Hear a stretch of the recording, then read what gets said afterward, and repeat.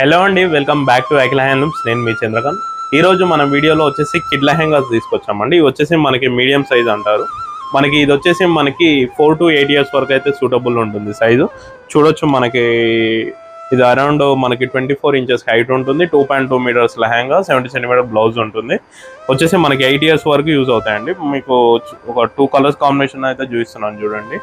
మన దగ్గర వచ్చేసి చాలా కలర్స్ ఉన్నాయండి. ఇందులో ఈ సైజులో మనకు చూడొచ్చు, ఇవన్నీ మనకి చూడొచ్చు. ప్రతి ఒక్క కాంబినేషన్ మీకు ఇందులో ప్రతి ఒక్క కాంబినేషన్ అయితే ఉందండి.